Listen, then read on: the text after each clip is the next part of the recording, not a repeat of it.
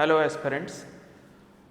कल आपका UP PCS 2025 का प्रीलिम्स है और बहुत सारे लोग, जब मैं अभी ये वीडियो डाल रहा हूँ तो हो सकता है रास्ते में हो या अपने डेस्टिनेशन पे जिस भी सिटी में उनका सेंटर पड़ा है वहाँ पहुँच गए हों।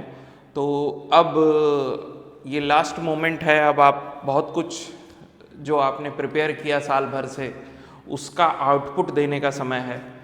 तो मैं आपको ये बताना चाहता हूँ कि अब आउटपुट में अब आपको ध्यान क्या क्या रखना है, आप चीज़ों को ध्यान क्या रखना है। अभी से आप सुबह आपको क्या कैरी करके सेंटर पे ले जाना है उसको कलेक्ट कर लीजिए। जैसे आपको अपने एडमिट कार्ड का प्रिंट आउट रखना है, साथ में आईडी प्रूफ ओरिजिनल रखनी है।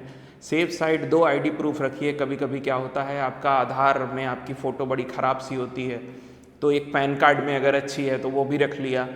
इन केस अगर वो सामने वाला नहीं मान रहा है कि आधार कार्ड से, तो आपने पैन कार्ड भी दिखा दिया, दोनों आईडी प्रूफ में काउंट होते हैं। या वोटर आईडी आपके पास है तो वो रख लिया आपने।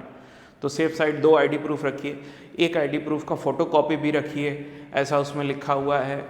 और अपनी 1 या 2 फ़ोटो भी लेके जाइएगा, वो भी रखिए। एक ball point pen, black colour की पेन जिससे OMR आपको भरना है, एटलीस्ट 1-2 आपके पास होनी चाहिए।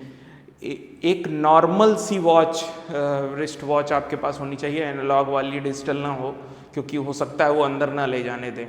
तो ये चीज़ें आप, और एक पानी की बोतल, वो बहुत ज़रूरी है, क्योंकि अगर आप पानी पीने दूर जाएंगे सेंटर में, जहाँ भी वहाँ पानी होगा, अगर वो क्लासरूम में अवेलेबल नहीं है तो उतना आपका टाइम जाएगा।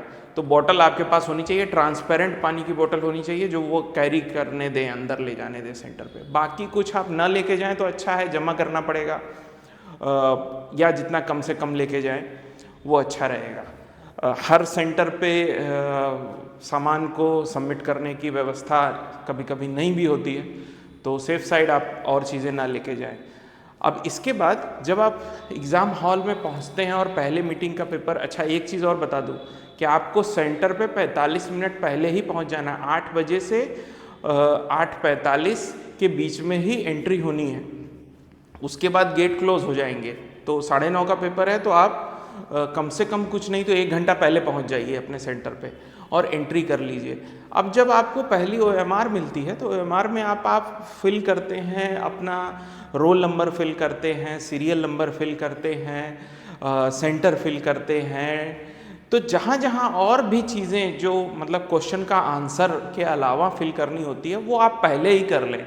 ये मत सोचें कि ये मैं बाद में करूँगा। अक्सर हम बाद में भूल जाते हैं और हम उसको नहीं कर पाते, या कोई चीज़ मिस हो जाती है। या मान लीजिए आपने सब कुछ अच्छा किया और रोल नंबर बाद में जल्दी में भरते में आपने गलत भर दिया OMR पे, तो फिर ये रिस्पॉन्सिबिलिटी किसकी है? आपकी ही है। OMR आप जानते हैं चेंज नहीं होती है। तो शुरू में जब आपके पास अभी पूरे 2 घंटे का टाइम होता है, ये आपके दिमाग में आपको भी पता होता है, तभी अपनी इन चीज़ों को, जो आपकी डिटेल्स हैं, उसको पहले ही OMR पे और ब्लॉक में जैसा जहाँ जहाँ भरना है आप उसको फिल कर लीजिए पहले ही। अब दूसरी चीज़ कि जब आप क्वेश्चन पेपर सॉल्व करना शुरू करते हैं तो आपका लक्ष्य होना चाहिए कि 2 घंटे में हम इस पेपर को 2 बार करेंगे। 150 क्वेश्चन को 2 बार देखेंगे। 2 बार देखने से मेरा मतलब ये नहीं है कि 2 बार सॉल्व करेंगे। एक बार आपने सॉल्व किया तो आपने वो सारे क्वेश्चन कर लिए जो आपको आते हैं, और उन क्वेश्चन को मार्क कर लिया जिसमें आप डाउटफुल हैं।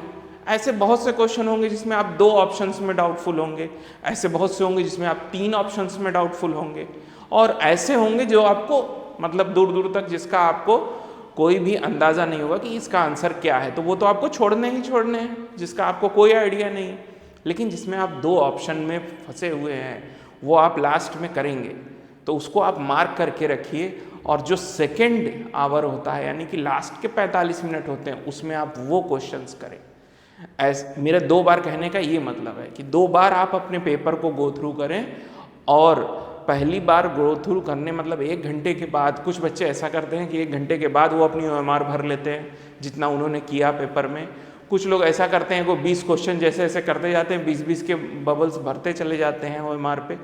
ये कभी मत करिएगा कि सारी OMR के क्वेश्चंस पूरे 150 खाली हैं और लास्ट के 10 या 15 मिनट में आप सोच रहे हैं कि हम सारा बबल कर लेंगे। तो उस स्पीड में करते समय आप कर तो लेंगे, लेकिन वहाँ आप गलतियाँ ज़्यादा करेंगे। हो सकता है किसी में ऑप्शन D लगाना था, किसी क्वेश्चन में लगा दिया नीचे वाले में। तो एक बार आपने गलत कर दिया और वही एक क्वेश्चन सिलेक्शन होने या ना होने का कारण बन सकता है, तो आपको बहुत अफसोस होगा। इसलिए छोटे लॉट्स में अपने 150 क्वेश्चन को बांट दीजिए कि हम 25-25 करते जाएंगे और 25 पे जितना भी किया हमने शुरू के 25 क्वेश्चन में, उनको हम बबल करते जाएंगे, उनको डार्क करते जाएंगे OMR पे। ये काम करिएगा। अब देखिए, इतना आपने कर लिया, आपने पेपर अच्छा किया पहली मीटिंग का, और पहली मीटिंग का पेपर करके निकल गए। अब जो आपके पास ब्रेक होता है, जो दूसरी मीटिंग का पेपर CSAT का होता है, उसके बीच में जो आपके पास समय होता है, उस समय में कभी भी अपने पहले दिए हुए पेपर का डिस्कशन मत करिए, ना अपने दोस्त के साथ, ना किसी के साथ, ना ही उसके आंसर्स को खोजने का भी प्रयास करिए, क्योंकि अभी आपको एक पेपर देना है, उसके बाद तो आपके पास टाइम ही टाइम है ना आंसर मैच करने के लिए। तो CSAT का पेपर देने से पहले अपने GS के पेपर को भूल जाइए जो आपने दे दिया, उसको एकदम अपनी याददाश्त में मत रखिए, उसको बैग में डालिए पेपर को और उसको देखिए भी मत। अब आपके दिमाग में होना चाहिए कि अगर आप हंग्री फील कर रहे हैं तो आप कुछ हल्का खाएं, पानी पिएं, अपनी बॉडी को रिलैक्स करें, दिमाग को रिलैक्स करें और अगले पेपर के लिए अपने आप को मेंटली और फिजिकली प्रिपेयर करें। तो वो जो ब्रेक है उसको ब्रेक की तरह ही, रिफ्रेशमेंट की तरह इस्तेमाल करिए। आपको कुछ चीज़ें अगर एट अ ग्लांस देखनी है जो आपने एक पन्ने में या 2 पन्ने में नोट कर रखा हो, जैसे हिंदी है, हिंदी की ग्रामर आपको एक नज़र देखनी है तो आप वो देख लीजिए, इंग्लिश की ग्रामर देखनी है आपको, आप वो देख लीजिए। तो इस तरह की चीज़ें आप गो थ्रू कर लीजिए और एग्ज़ाम हॉल में फिर CSAT को प्रिपेयर होकर जाइए। CSAT में भी ये सारी चीज़ें ध्यान रखिए कि आप पेपर को 2 बार करने का प्रयास करिए उसी 2 घंटे के टाइम में, ताकि वो क्वेश्चन जो आपने एक मार्क करके छोड़ दिए कि बाद में मैं देखूंगा कि अपनी सिचुएशन कैसी है, उस हिसाब से मैं डिसाइड करूंगा कि मैंने जो 2 ऑप्शंस में कन्फ्यूज़न वाले हैं वो सारे मुझे करने हैं या कुछ ही करने हैं। जैसे सपोज करिए कि GS का 150 क्वेश्चन है और 150 क्वेश्चन में आपने केवल 70 क्वेश्चन किए हैं, तो 90 से कम करने पे तो कुछ हो नहीं सकता, तो आपको 90 तो अचीव करना ही है। तो अब आपके पास 2 ऑप्शंस में जो भी हैं, वो जिसको आप तुक्का कहते हैं, वो आपको करना पड़ेगा क्योंकि आपको 90 तक पहुंचना है। लेकिन आपने अपने से जानते हुए 100 कर लिए हैं, तो अब आप उतना बड़ा रिस्क नहीं लेंगे और आप कुछ ही क्वेश्चन के, हार्डली 10 क्वेश्चन या 15 क्वेश्चन ही ऐसे होंगे जो आप करेंगे जिसमें 2 वाले ऑप्शन आप कंफ्यूज थे, वैसा करेंगे। तो ये ध्यान रखिए कि टारगेट क्या है, 90 सही होने चाहिए। अटेम्प्ट कितने करने चाहिए? अगर आप 150 की बात करते हैं तो मतलब पहले पेपर GS की, तो GS में 150 में से अगर आपकी एक्यूरेसी बहुत अच्छी है तो 125 के आसपास करिए, ठीक है। आपकी एक्यूरेसी बहुत अच्छी नहीं है तो लोग 140 भी करके आते हैं, लेकिन 125 से 140 यही रेंज होनी चाहिए आपके क्वेश्चंस को अटेम्प्ट करने की। ये डिपेंड कई बार पेपर पे भी करता है कि कितना स्टैटिक पेपर आया है, कितने उसमें करंट अफेयर के क्वेश्चन हैं, कितना कॉन्सेप्चुअल पेपर है।